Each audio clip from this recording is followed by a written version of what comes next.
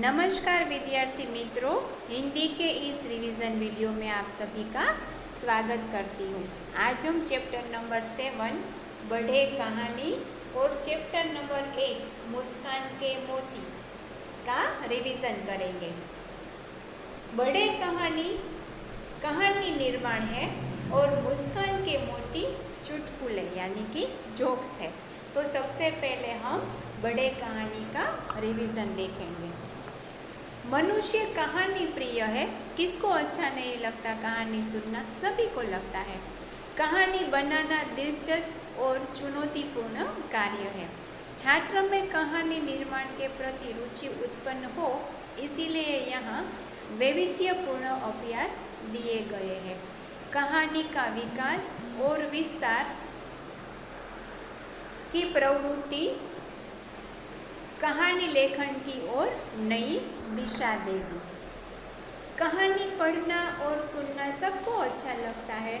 हमें कहानी लिखने का भी अभ्यास करना चाहिए। इस पाठ में इसी हेतु से कुछ कहानियाँ पूरी करने के लिए दी गई है। तो हम भी जो यहाँ पर कहानी अधूरी है उसको पूर्ण करते जाएंगे और समझते जाएंगे। तो सबसे पहली कहानी है वो है कौवा और मुर्गे की। तो देखते हैं उसमें क्या है। सबसे पहले कहानी पढ़ते जाएंगे और उसमें बीच में जो छूटे हुए शब्द है वो हम खाली स्थान में भरते जाएंगे। तो चलो शुरुआत करते हैं कहानी की कौवा और मुर्गी की।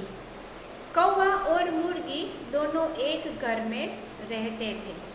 कौवा दाना लाता था, मुर्गी भी दाना लाती थी।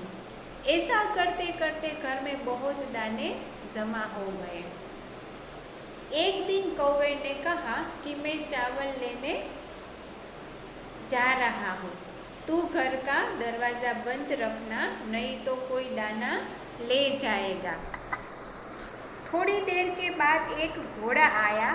घोड़े ने कहा, मुर्गी मुर्गी दरवाज़ा खोल और मुझे दाना दे। मुर्गी ने कहा, नहीं नहीं, मैं दाना नहीं दूंगी। तो घोड़ा ने कहा, मुर्गी मुझे दाना दे।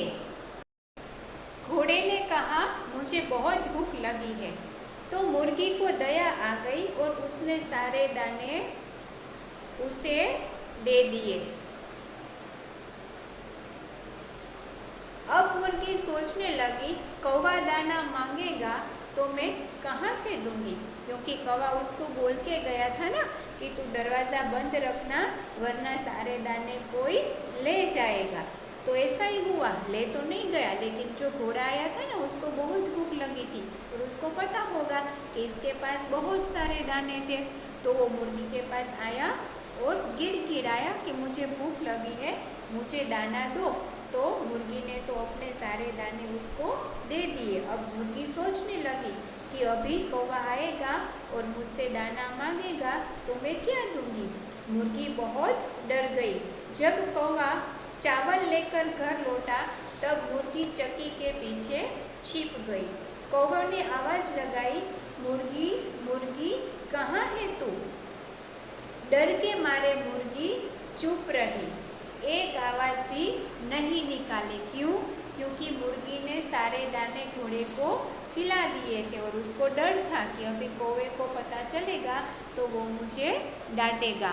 उस समय एक बिल्ली घर में आई। बिल्ली ने कहा, मुर्गी मुझे अपनी चक्की दे, मुझे दाना दे, पीसना है।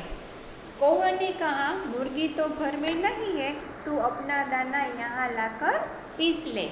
इतने में क्या हुआ कि एक बिल्ली आई और उसने मुर्गी से चक्की मांगी। क्यों? क्योंकि उसको दाने पीसने थे। तो कौवे ने क्या कहा कि भाई मुर्गी तो इस समय घर पर नहीं है, अगर तुम्हें दाने पीसने हैं तो तुम यहाँ आकर घंटी में पीस सकती हो, चक्की में आटा बना सकती हो। बिल्ली ने दाने के लिए और पीसने को बैठी। बिल्ली ने क्या किया, दाने लिए और चक्की के पास पीसने के लिए बैठ गई। बिल्ली ने दाना चक्की में डाला, मुर्गी ने चट उसे मुंह में भर लिया। बिल्ली ने और दाना चक्की में डाला तो बिल्ली ने वो मुर्गी ने चट से ले लिया। बिल्ली पीसने लगी पर आटा न निकला। ये देख बिल्ली को बहुत आश्चर्य हुआ। ऐसा क्यों हो रहा था कि जब बिल्ली चक्की में एक एक दाना डाल रही थी तब वो दाना चक्की के पीछे बैठी हुई मुर्गी अपने मुंह में ले रही थी, इसीलिए वो चक्की चलाने पर भी उसमें से आटा निकलकर बाहर नहीं आ रहा था। उसने सारे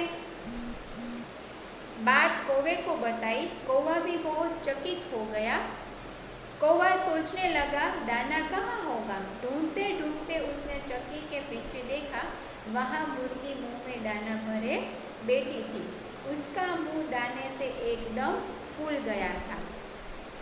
बिल्ली ने ये बात कौवे को बताई तो कौवे ने देखा कि भाई ऐसे कैसे हो सकता है, तो उसने चक्की के पास जाकर देखा तो चक्की के पीछे मुर्गी मुंह में दाने भरे हुए बैठी थी। उसे देखा, कौवा हंसा। उसे देख बिल्ली भी बहुत हंसी। चक्की की ऐसी हालत देखकर कौवा और बिल्ली दोनों हंसने लगे। दोनों हंसे तो मुर्गी को भी जोर से हंसी आई और वो हंसी और उसके मुंह से सारे दाने निकल पड़े। मुर्गी की ऐसी हालत देखकर कौवे और बिल्ली को बहुत ही हंसी आई और उसकी हंसी देखकर मुर्गी को भी बहुत हंसी आई। तो क्या हुआ कि उसके मुंह में जो दाने भरे थे ना, वो सब निकलकर बाहर आ गए। विद्यार्थी मित्रों, अब हम चैप्टर नंबर 8 मुस्कान के मोती का रिवीजन देखेंगे। हास्य मनुष्य को जीवन शक्ति प्रदान करता है, उसे दीर्घायु बनाता है। हंसी, क्रोध, चिंता, शोक को भगा देती है। साथ ही वह सुख और स्वास्थ्य की चाबी है। अगर हमारे जीवन में हास्य नहीं है तो हम थक जाएंगे। हमारे मन का जो बोझ है, थकान है, चिंता है, वो दूर नहीं हो सकती। तो इसीलिए हमें पूरे दिन में थोड़ी हंसी भी करनी चाहिए। हमारे चारों ओर हास्य की विपुल सामग्री उपलब्ध है। आवश्यकता है सिर्फ इस बात की कि हम उसको पहचानना सीखें। सही बात है, हमारे आसपास ऐसी कितनी भी चीज़ें होती हैं जिससे हमें बहुत ज़्यादा मात्रा में हंसी और हास्य मिल सकता है। बस कमी इस बात की है कि हम उनको पहचान सकें। मुस्कान के मोती के रूप में यहाँ ऐसी कुछ चुटकुले दिए गए हैं, मतलब कि थोड़े जोक्स यहाँ पर प्रस्तुत किए गए हैं, वो हम देखें। पहला है चिंटू और पिंटू का चुटकुला। चिंटू बोला, तुमने राजू को चाटा क्यों मारा?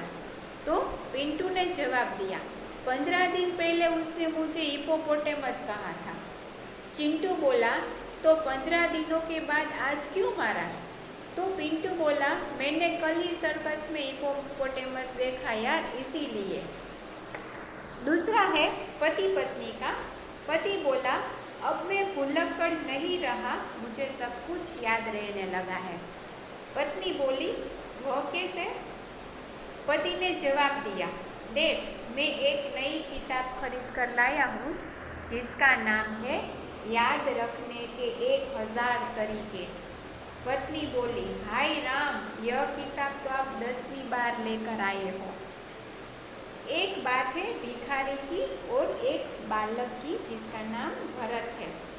भिखारी बोला, 1 रुपया दे दो साहब। भरत ने बोला, कल आना। भिखारी बोला, कल आने के चक्कर में इस मोहल्ले में मेरे लाखों रुपये फंसे हैं। नेक्स्ट है एक शिक्षक और छात्र के बारे में। शिक्षक ने रमेश से कहा, 50 में से कितने कम करने से 5 बचेंगे? रमेश ने जवाब दिया, गुरुजी, उसमें से पीछे से 0 निकाल दीजिए तो 5 बचेंगे। एक सुशील एक लड़का और गीता एक लड़की के बीच की बातचीत है। सुशील बोला, मेरे पिताजी जब माचिस की डिबिया खरीदते हैं तो सारी तीलियां गिनते हैं कि कहीं कम तो नहीं। गीता बोली, मेरे पिताजी माचिस की डिबिया खरीदते हैं तो सारी तीलियां जला कर देखते हैं कि कहीं तीली खराब तो नहीं है ना। नेक्स्ट है सुरेश और महेश का। सुरेश बोला, यह टायर कैसे पंचर हो गया? महेश ने जवाब दिया, एक कांच की बोतल पर चढ़ गया था। सुरेश बोला, क्या तुम्हें बोतल दिखाई नहीं दी? महेश ने जवाब दिया, क्या बताऊँ यार, वह तो उस आदमी की जेब में थी जो मेरी कार के नीचे आ गया। डॉक्टर साहब, मेरे सिर में दर्द है पर पता नहीं चल रहा है कि किस सर में दर्द हो रहा है। आप कुछ इलाज कीजिए ना। आपकी बुक में पेज नंबर 46 पर रावण का चित्र बनाया गया है। रावण है वो डॉक्टर के पास गए हैं और वो शिकायत कर रहे हैं कि मेरे सिर में दर्द है। आपको पता ही होगा कि रावण को 10 सिर थे, कि कौन से सिर में सिर दर्द हो रहा है वो मुझे पता नहीं चल रहा है। नेक्स्ट है, हाथी पर शीर्षासन करते मनुष्य को अपने इस चित्र में देखा जा सकता है। अब हाथी की बारी। हाथी मनुष्य के सिर पर शीर्षासन करना चाहता है। आप हाथी की इच्छा पूर्ण कीजिए और बताइए ऐसा ही एक चित्र ज़रूरत लगे तो इस चित्र को उल्टा कर देख सकते हैं। सही बात है, हम हाथी पर शीर्षासन कर सकते हैं, लेकिन हाथी हम पर करे तो क्या होगा वो आप सोच लेना। तो विद्यार्थी मित्रों, यहाँ पर हमारा दोनों चैप्टर का रिवीजन कंप्लीट होता है। आशा रखती हूँ आपको अच्छा लगा होगा।